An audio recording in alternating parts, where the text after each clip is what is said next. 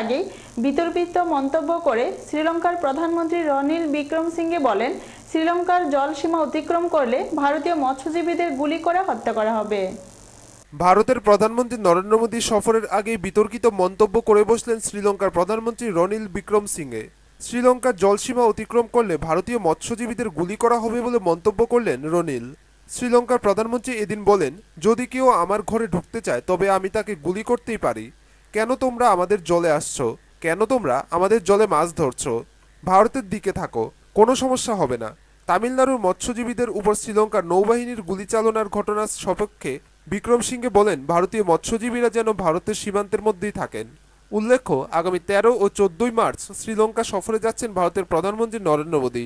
সেখানে শ্রীলঙ্কার প্রেসিডেন্ট মৈত্রীপালা সিরিসেনা ও প্রধানমন্ত্রীর সঙ্গে বৈঠক করবেন তিনি। অন্যদিকে প্রধানমন্ত্রী সফরের আগে এই মুহূর্তে শ্রীলঙ্কায় রয়েছেন বিদেশমন্ত্রী Sushma Swaraj.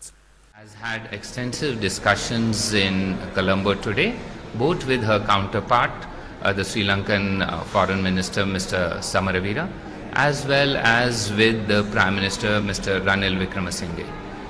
These discussions encompass the entire expanse of our ties. As you are aware, External Affairs Minister is in Sri Lanka to pave the way for what will be a historic visit of Prime Minister Shri Narendra Modi to Sri Lanka after 28 years that we are going to have a bilateral visit of this significance in our ties. Therefore, the focus of the discussions with her counterpart, Mr. Samaravira, was largely on what kind of Achhe Din is this that even Sri Lanka has started threatening us?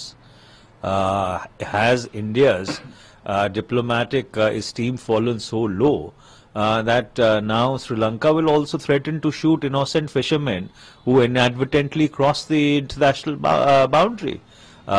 If my information is correct, the foreign minister is in Sri Lanka or is supposed to be visiting Sri Lanka, and then the Prime Minister is supposed to go there. So they need to take it up very strongly. When they were in the opposition, they used to thump their chests about coercive diplomacy. After coming into office, they have turned into absolute mice. It is very shocking and outrageous statement coming from the Sri Lankan Prime Minister. The change of government in Sri Lanka has not brought any change in its policy towards Indian fishermen. What Sri Lankan government, the security forces of Sri Lanka have been doing all along is in complete violation of all accepted international conventions. Bureau Report, খবর ত্রিপুরা। সিবিআইয়ের নজরে এবার Rose Valley server. শনিবারও কলকাতার salt লেকের সদর দপ্তরে marathon তল্লাশি চালালো গোয়েন্দারা। খতিয়ে দেখা হচ্ছে রোজভ্যালির অ্যাকাউন্ট সংক্রান্ত সব নথি। সিবিআই এর নজরে এবার রোজভ্যালি সার্ভার। শনিবারও কলকাতা সল্ট লেকের সদর দপ্তরে ম্যারাথন তল্লাশি চালালো গোয়েন্দারা। খতিয়ে দেখা হচ্ছে রোজভ্যালির অ্যাকাউন্ট সংক্রান্ত সব নথি। বাজার থেকে ঠিক কত টাকা তুলেছিল রোজভ্যালি, কিভাবে লেনদেন হয়েছিল সেই সব টাকার, কোন খাতে কত টাকা খরচ, প্রভাবশালীদের কাছে কিভাবে পৌঁছতো আমানতকারীদের টাকা, এইসব প্রশ্নের উত্তর পেতে সল্ট লেক রোজভ্যালির সদর দফতরকে পাখির চোখ করেছে সিবিআই। শনিবার সল্ট লেকে গৌতম কুণ্ডু সদর দফতরে ম্যারাথন তল্লাশি চালালো কেন্দ্রীয় গোয়েন্দা সংস্থা। এদিন বেলা 12টা নাগাদ শুরু হয় তল্লাশি। এই দলে ছিলেন সিবিআই এর 9 জন আধিকারিক, যাদের মধ্যে 3 জন তথ্য প্রযুক্তি বিশেষজ্ঞ। গোয়েন্দাদের অনুমান, এই অফিসের সার্ভারের মাধ্যমেই রোজভ্যালির যাবতীয় আর্থিক কর্মকাণ্ড নিয়ন্ত্রিত হতো। তদন্তকারীদের অনুমান, এই সার্ভার কপি করা গেলে তা থেকে উঠে আসতে পারে নানান গুরুত্বপূর্ণ তথ্য। বুধবার রোজভ্যালি সদর দফতরে প্রায় 16 ঘন্টা তল্লাশি চালান গোয়েন্দারা। উদ্ধার হয় প্রচুর জমির দলিল, অ্যাকাউন্ট সংক্রান্ত নথি, হার্ড ডিস্ক এবং ল্যাপটপ। বাকি থেকে যায় বেশ কিছু নথি পরীক্ষার কাজ। এদিনের তল্লাশিতে ওইসব নথি খতিয়ে দেখেন তদন্তকারীরা। তদন্তের জাল গুটিয়ে আনার ক্ষেত্রে এই সার্ভারই ব্রহ্মাস্ত্র হতে পারে বলে মনে করছেন সিবিআই আধিকারিকরা। ব্যুরো রিপোর্ট, খবর ত্রিপুরা। নাগাল্যান্ডের ডিমাপুরে জেল থেকে ধর্ষণের অভিযুক্তকে ছিনিয়ে নিয়ে খুনের ঘটনায় এখনো উত্তেজনা বিরাজ করছে। শান্তি বজায় রাখতে চলছে কারফিউ। ঘটনার নিন্দা জানিয়েছেন অসমের মুখ্যমন্ত্রী তরুণ গগৈ। নাগাল্যান্ডের ডিমাপুরে বৃহস্পতিবার হঠাৎই জেলে ঢুকে একদল উত্তেজিত জনতা এক ধর্ষণে অভিযুক্তকে জোর করে বের করে এনে পিটিয়ে হত্যা করে। এরপর তার দেহ ক্লক টাওয়ার থেকে ঝুলিয়ে দেওয়া হয়। এর মধ্যেই 3 জন সরকারি আধিকারিককে সাসপেন্ড করে আইনি তদন্তের নির্দেশ দিয়েছে নাগাল্যান্ড সরকার। ঘটনার রিপোর্ট চেয়ে পাঠিয়েছে কেন্দ্রীয় স্বরাষ্ট্র মন্ত্রক। শনিবার মৃত ব্যক্তির শেষকৃত্যে নাগাল্যান্ড ও অসমের সেনাবাহিনীকে সক্রিয় থাকতে বলা হয়েছে। শান্তি বজায় রাখতে প্যারামিলিটারি ফোর্সের সাহায্যও চাওয়া হয়েছে। ঘটনার পর ওই ধর্ষণে অভিযুক্ত ব্যক্তির খুনে অভিযুক্ত একজনের মৃত্যু হয়েছে পুলিশের গুলিতে। বৃহস্পতিবার হঠাৎই 2000 লোক জেলে ঢুকে পড়ে বের করে আনে এক নাগা মহিলার ধর্ষণে অভিযুক্ত সৈয়দ শরীফ খানকে। পরিস্থিতি সামাল দিতে না পারার অভিযোগে ডিমাপুরের ডিস্ট্রিক্ট কালেক্টর, পুলিশ সুপারিনটেন্ডেন্ট ও সেন্ট্রাল জেলের প্রধানকে সাসপেন্ড করা হয়েছে। শুক্রবার রাজ্য মন্ত্রিসভার এত বৈঠকে তাদের সাসপেনশনের সিদ্ধান্ত নেওয়া হয়েছে। ঘটনার নিন্দা করেছেন অসমের মুখ্যমন্ত্রী তরুণ গগৈ। সিবিআই তদন্ত দাবি করেছে বিরোধী দল অল ইন্ডিয়া ডেমোক্রেটিক ফ্রন্ট। जानना पड़ा जी, सब चीज के लिए कोई सामान के लिए इतना प्रॉब्लम हो रहा था। वो भी होली का फेस्टिवल था। Improving because the worst part has already over. Bureau report, খবর ত্রিপুরা। আবারও নিয়ে নিচ্ছি ছোট্ট বিজ্ঞাপন বিরতি, সঙ্গে থাকুন। বিজ্ঞাপন বিরতির পর আবারও স্বাগত। আরব সাগরে গুজরাট উপকূলের জাখাও পোস্টের কাছ থেকে 8টি মাছ ধরার নৌকাসহ 48 জন ভারতীয় মৎস্যজীবীকে আটক করল পাকিস্তান মেরিটাইম সিকিউরিটি এজেন্সি। শনিবার এনএফএফ সূত্রে এই খবর জানা গেছে। আরব সাগরে গুজরাট উপকূলের জাখাও পোস্টের কাছ থেকে 8টি মাছ ধরার নৌকাসহ 48 জন ভারতীয় মৎস্যজীবীকে আটক করল পাকিস্তান মেরিটাইম সিকিউরিটি এজেন্সি। শনিবার ন্যাশনাল ফিশ ওয়ার্কার্স ফোরাম সূত্রে এই খবর জানা গেছে। এনএফএফ এর দাবি, এই মৎস্যজীবীদের ভারতীয় জলসীমা থেকে করাচির দিকে যেতে বাধ্য করার জন্য আকাশপথে বেশ কয়েক রাউন্ড গুলি চালায় পাকিস্তানি এজেন্সির গার্ড। এনএফএফ এর তরফ থেকে জানানো হয়েছে যে মৎস্যজীবীরা কোনো রকমে ফিরে আসতে সক্ষম হয়েছেন, তাদের কাছ থেকেই এই তথ্য পাওয়া গেছে। পোরবন্দর ও ভেড়াবালের এই মৎস্যজীবীদের এই মুহূর্তে করাচির জেলে বন্দী করে রাখা হয়েছে। গত বছর ডিসেম্বরে আন্তর্জাতিক নৌ সীমান্তের কাছে এই জাখাও পোস্ট থেকেই 11টি মাছ ধরার নৌকাসহ 58 জন ভারতীয় মৎস্যজীবীকে আটক করেছিল পাকিস্তান। এবছর জানুয়ারি মাসেও 12 জন ভারতীয় মৎস্যজীবীকে আটক করে তারা। 46 हैं इंडियन माहीगीर जो कि 8 बोटों पर सवार थे। पाकिस्तानी समुद्री दूध की खिलाफ वर्जी की इन्होंने और पाकिस्तान मैरीन सिक्योरिटी वालों ने इनको पकड़ा है, थाने में पेश किया है, जिनके खिलाफ फॉरेन एक्ट और फिशरी एक्ट के तहत मुकदमा कायम हो गया है। कोर्ट में पेश करेंगे। ব্যুরো রিপোর্ট, খবর ত্রিপুরা। ত্রিপুরা টিওয়াইএফ সর্বপথ অভিযানকে সামনে রেখে শনিবার তেলিয়ামুড়া বিভাগের মুঙ্গিয়াকামিতে এক কনভেনশন অনুষ্ঠিত হয়। কনভেনশনে উপস্থিত ছিলেন উপজাতি গণমুক্তি পরিষদের কেন্দ্রীয় কমিটির সম্পাদক মণ্ডলীর সদস্য বাজুবন রিয়াং, মন্ত্রী খগেন্দ্র জমাতিয়া সহ অন্যান্য বিশিষ্টজনেরা। ত্রিপুরা উপজাতি যুব ফেডারেশনের সভ্যপথ অভিযানকে সফল করার লক্ষ্যে শনিবার তেলিয়ামুড়া বিভাগের মুঙ্গিয়াকামিতে এক কনভেনশন অনুষ্ঠিত হয়। 18মুড়া অঞ্চল কমিটির উদ্যোগে আয়োজিত কনভেনশনে প্রধান বক্তা ছিলেন উপজাতি গণমুক্তি পরিষদের কেন্দ্রীয় কমিটির সম্পাদক মণ্ডলীর সদস্য বাজুবন রিয়াং। এছাড়াও মন্ত্রী খগেন্দ্র জমাতিয়া, স্বশাসিত জেলা পরিষদের সদস্য ধনঞ্জয় দেববর্মা, টিওআইএফ বিভাগীয় সভাপতি বিশ্বলক্ষ দেববর্মারা এদিন আলোচনা রাখেন। মুঙ্গিয়াকামি কমিউনিটি হলঘরে অনুষ্ঠিত কনভেনশনে বক্তারা এদিন বিরোধীদের তীব্র সমালোচনা করেন। পৃথক রাজ্যের দাবির বিরোধিতা সহ আসন্ন এডিসি নির্বাচনে শান্তি সম্প্রীতি উন্নয়নের ধারা বজায় রাখার জন্য পুনরায় বামফ্রন্টকে জয়ী করার আহ্বান রাখেন বক্তারা।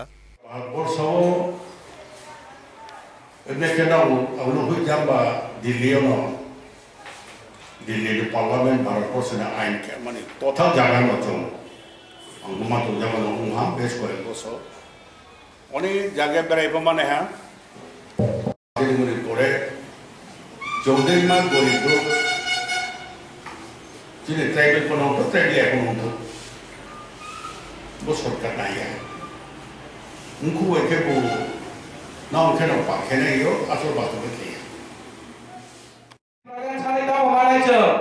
যেভাবে লড়াই সংগ্রামে বিশেষ যে জাতিসত্তা বিকাশ নিবাগে যুব বেকার কর্মসংস্থান নিবাগে যে লড়াই সংগ্রাম হয়ে কেন্দ্র সরকার যে যুব বেকার কর্মসংস্থান নিবাগে যেভাবে বাধা দিতে হয় বই বাকি যে উপজাতি যুব ফেডারেশন অজাগা লড়াই সংগ্রাম খাইতে গো থাকো ওরা জায়গা গ্যারান্টি বলি বাল আমি যত না যে বুঝ কাম দিন চিন্তা আমার দায়িত্ব তোমার বুঝকা এডিসি চল আমি পুরো একদিকে যেমন চিনি টিওয়াই সভ্য যখন খাই না আমি চড়াই মাস সাপাজনি দেখাই না বুঝ কাম দিন যত 43 মাইল হলুদিয়া পূর্ব লক্ষ্মীপুর রামকৃষ্ণপুর ভিলেজ থেকে নারী পুরুষ যুবক যুবতীরা কনভেনশনে অংশ নেয়।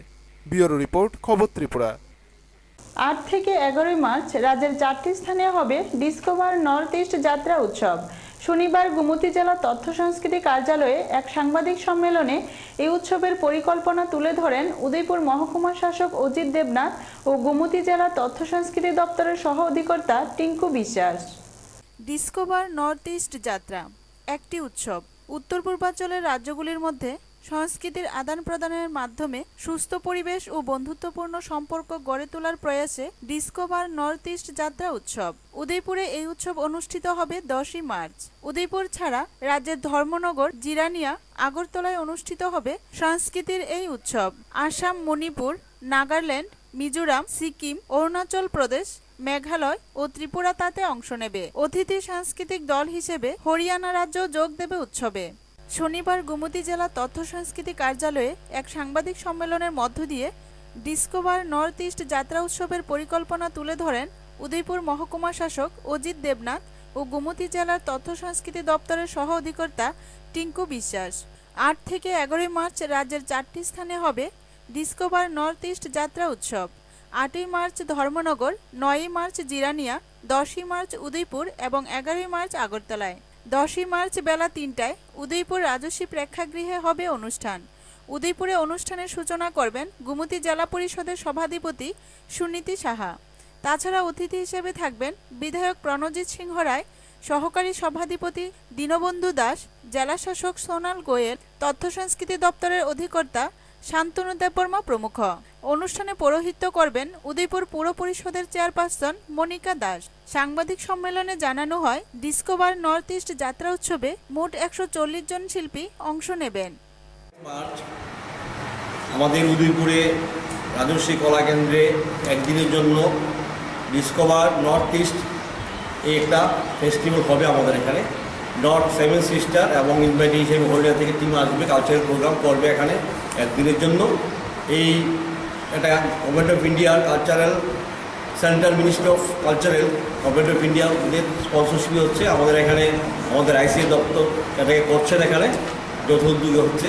এখানে প্রায় 140 জনের মতো আর্টিস্ট অংশগ্রহণ করবে। মণিপুর, আসাম, মেঘালয়, মিজোরাম, সিকিম, অরুণাচল প্রদেশ, মেঘালয় অ্যান্ড নাগাল্যান্ড, আর ইনভাইট হিসেবে হরিয়ানা থেকে একটা টিম আসবে ইনভাইট হিসেবে। শান্তনু বণিকের রিপোর্ট, খবর ত্রিপুরা। আবারও যান দুর্ঘটনা ঘটল আগরতলা সাবরুম জাতীয় সড়কের বিশ্রামগঞ্জ থানাধীন দেওয়ানবাজার এলাকায়। এই যান দুর্ঘটনায় আহত 12 জনের চিকিৎসা চলছে বিশ্রামগঞ্জ হাসপাতালে। যান দুর্ঘটনার একটা নিত্যদিনের ঘটনা।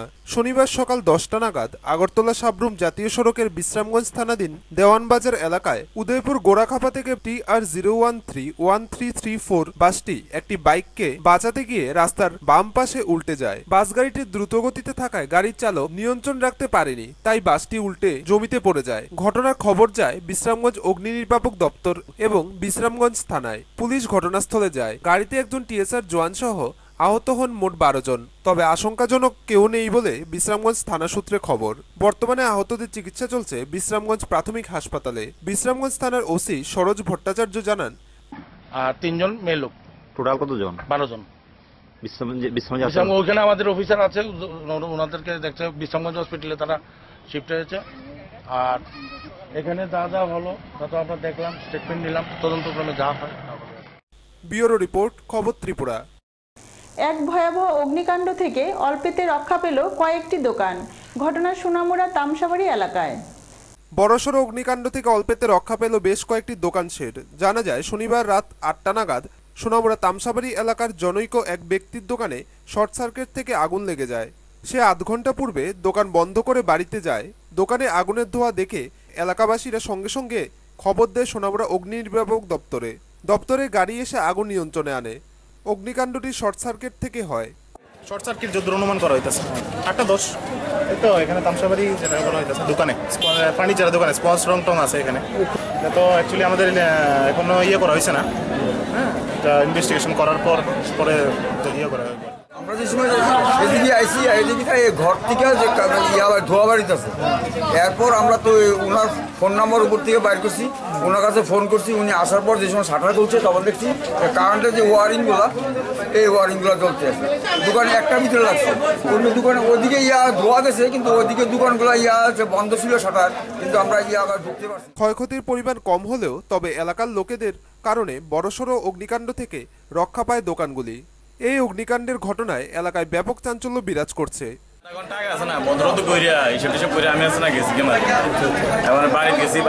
তাই না ফোন করলো যে তোমার দোকান আগুন লাগছে, তারপর আমি আসলাম আর এর সারা করলাম যে আগুন আর আগুন শর্ট সার্কিট তৈরি আর হয়তো হয়েছে ওইটা তো দেখা দিতেছে পুরো তো বোম টোম পুড়ে গেছে না, সব লাইব্রেরি গেছে না। টুটন চৌধুরীর রিপোর্ট, খবর ত্রিপুরা। শনিবার দুপুর 12টায় বিশালগড় প্রেস ক্লাবের উদ্যোগে ত্রিপুরা মহিলা কমিশনের সহযোগিতায় এক গার্হস্থ্য হিংসা সচেতনতামূলক আলোচনা চক্র অনুষ্ঠিত হয়। এই আলোচনা চক্রের উদ্বোধন করেন বিশালগড় পৌর পরিষদের চেয়ারপারসন পূর্ণিমা চক্রবর্তী। আজকের সমাজে গার্হস্থ্য হিংসা একটি সামাজিক ব্যাধি।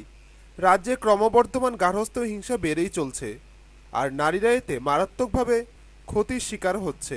পণ বা কন্যা সন্তান প্রসব সহ আরও নানা বিষয়ে নারীদের পুড়িয়ে মারা হচ্ছে বা তারা বাধ্যতামূলক আত্মহত্যার পথ বেছে নিচ্ছে। এমনই কথাগুলি বললেন বিশালগড় প্রেস ক্লাব আয়োজিত গার্হস্থ্য হিংসা সচেতনতামূলক আলোচনা চক্রে রাজ্য মহিলা কমিশনের চেয়ারপারসন পূর্ণিমা রায়। এদিন দুপুর 12টায় বিশালগড় স্থিত স্থানীয় এক বিয়েবাড়িতে বিশালগড় প্রেস ক্লাবের উদ্যোগে ত্রিপুরা মহিলা কমিশনের সহযোগিতার এক গার্হস্থ্য হিংসা সচেতনতামূলক আলোচনা চক্র অনুষ্ঠিত হয়। বিশালগড় পুর পরিষদের চেয়ারপারসন পূর্ণিমা চক্রবর্তী প্রদীপ প্রজ্বলন করে এর সূচনা করেন। প্রধান অতিথি ছিলেন রাজ্য মহিলা কমিশনের চেয়ারপারসন পূর্ণিমা রায়। মুখ্য আলোচক ছিলেন প্রাক্তন অতিরিক্ত জেলা ও সেশন জজ ডি.কে. দাস চৌধুরী। তাছাড়া জেলা প্রোগ্রাম অফিসার জ্যোতির্ময় দেবনাথ এবং জেলা পুলিশ সুপার প্রদীপ দে সহ অন্যান্য প্রশাসনিক আধিকারিকরা। সভাপতিত্ব করেন প্রেস ক্লাব সভাপতি সুব্রত সাহা। সমীক্ষায় দেখা গেছে যে দেশের 70% মহিলারা এই পারিবারিক হিংসার শিকার হন, এবং এই যে পারিবারিক হিংসাটা দেখা যায় সাধারণত কিন্তু হিংসার বলি হচ্ছেন মেয়েরা।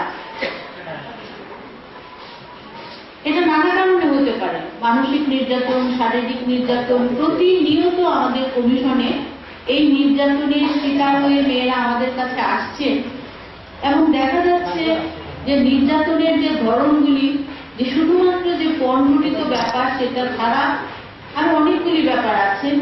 কন্যা সন্তান জন্মগ্রহণ যদি করে, তাহলে কেন কন্যা সন্তান হলো, এর জন্য যেন মেয়েরা দায়ী। কেন শ্বশুর, শাশুড়ি এবং স্বামী সেটা মানতে নারাজ। মেয়েটাকে মুখে বাড়ির মধ্যে যে জমিতে দেওয়া যে সার বা কিছু একটা এমন একটা পদার্থ ছিল, সেই পদার্থটা মেয়েটার গলার মধ্যে মামা শ্বশুর শাশুড়ি মিলে ধরেছে এবং স্বামী ফেলে দিয়েছে। পরবর্তী সময় মেয়েটাকে হসপিটালে ভর্তি করতে হয়েছে, এবং আমাদের কমিশনে আসার পর আমি সেখানে গেছি। আরেকটি ঘটনা বলবো, কৈলাসহরের ঘটনা। ব্যুরো রিপোর্ট, খবর ত্রিপুরা। খোয়াই নদীর মোহর ছড়াতে প্রায় 11,14,87,000 টাকা ব্যয়ে নবনির্মিত পাকা সেতু পেয়ে খুশি স্থানীয় মানুষ। এখন শুধু উদ্বোধনের অপেক্ষা। দীর্ঘ প্রতীক্ষার অবসান ঘটতে চলেছে মোহরছড়া, কমলনগর সহ কৃষ্ণপুর, নয়নপুর এলাকার মানুষের।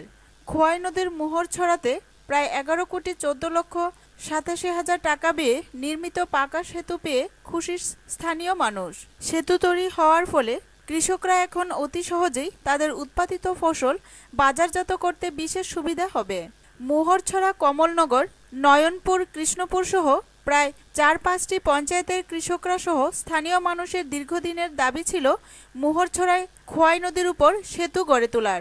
রাজ্য সরকার জনগণের জোরালো দাবির সম্মান জানিয়ে সেতু নির্মাণের উদ্যোগ গ্রহণ করে। সেই মোতাবেক 2009 সালের নভেম্বরে পূর্তমন্ত্রী বাদল চৌধুরীর হাতে সেতুর ভিত্তিপ্রস্তর স্থাপন করা হয়েছিল। এরপর থেকে পুরোদমে সেতু গড়ার কাজ শুরু হয়। 120 মিটার দৈর্ঘ্যের আরসিসি সেতুটি নাবার্ড ফান্ডে নির্মিত হয়েছে। 11,14,87,000 টাকা ব্যয়ে মাথা তুলে দাঁড়িয়ে রয়েছে সুদৃশ্য সেতুটি। যথাসময়ের মধ্যে সেতুর নির্মাণ কাজ শেষ হয়েছে। স্থানীয় মানুষ নবনির্মিত সেতুটি চলাচলের জন্য অতি সহজেই হাতের কাছে পেয়ে ব্যাপক খুশির মত ব্যক্ত করেন। আগে তো কষ্ট আছে, এখন তো মোটামুটি ভালো হয়েছে। এই আসা যাওয়া এপার থেকে এপার মশলা বাজার আইতেও ভালো। এটা তো নয়নপুর কৃষ্ণপুর, এটা তো হাজার অনেক মানুষেরও উপকার হইতেছে বা আরও বেশি হইব। বামপন সরকার যে কাজ করছে খুব ভালো, আরও উন্নয়ন হইব এটি আমরা চাই, আশাবাদী। উন্নয়ন হইতেছে এটি আমরা কাছে ভালো লাগতেছে। রাজ্য সরকারের এই ধরনের উন্নয়নমুখী নানা প্রকল্প বাস্তবায়ন হতে দেখে সরকারের ভূমিকাকে স্থানীয় মানুষ সাধুবাদ জানান। সেতু তৈরি হওয়ার ফলে নদীর এপার ওপারের হাজার হাজার মানুষ উপকৃত হবে। পাশাপাশি কৃষকরাও তাদের উৎপাদিত ফসল বাজারে নিতে ব্যাপক সুবিধা ভোগ করবে।